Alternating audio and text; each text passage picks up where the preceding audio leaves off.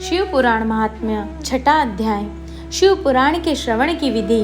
शौनक जी कहते हैं, महाप्राज्ञ श्रुत जी, आप धन्य एवं शिव भक्तों में श्रेष्ठ हैं। हम पर कृपा कर हमें कल्याणमय शिव पुराण के श्रवण की विधि बताइए, जिससे सभी श्रोताओं को संपूर्ण उत्तम फल की प्राप्ति हो। सूत जी ने कहा, मुने शौनक, तुम्हें संपूर्ण फल की प्राप्ति के लिए मैं शिव पुराण की विधि सविस्तर बताता हूँ।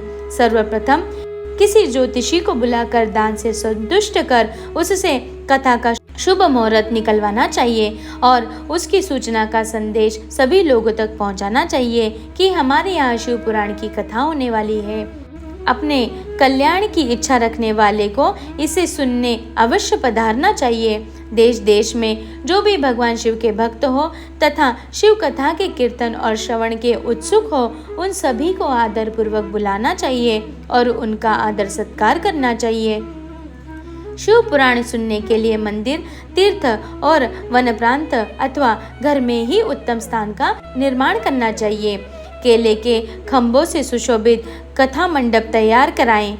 उसे सब और फल पुष्प सुंदर चौदवे और अलंकृत करना चाहिए। चारों कोनों पर ध्वज लगाकर उसे विभिन्न सामग्री से सुशोभित करें। भगवान शंकर के लिए भक्ति पूर्वक दिव्य आसन का निर्माण करना चाहिए तथा कथावाचक के लिए भी दिव्य आसन का निर्माण करना चाहिए।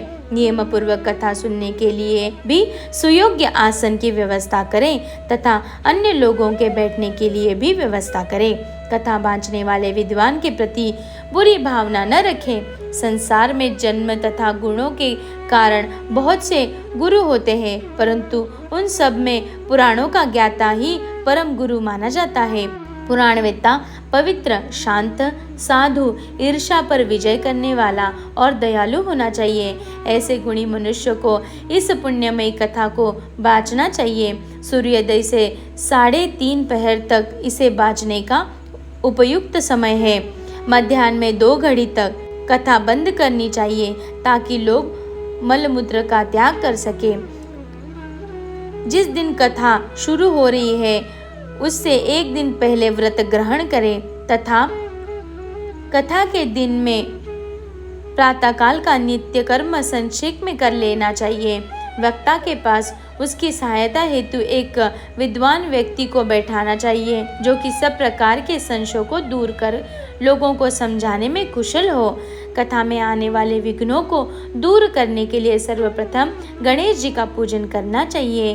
भगवान शिव व शिव पुराण की भक्ति भाव से पूजा करे। तत्पश्चात श्रोता तन मन से शुद्ध होकर आदर पूर्वक शिव पुराण की कथा सुने। जो वक्ता और श्रोता अनेक प्रकार के कर्मों से भटक रहे हो, काम आदि 6 विकारों से युक्त हो, वे पुण्य के भागी नहीं हो सकते। जो मनुष्य अपनी सभी चिंताओं को भूलकर कथा में मन लगाते हैं, उन शुद्ध बुद्धि मनुष्यों को उत्तम फल की प्राप्ति होती है। आपके सुझावों का स्वागत है।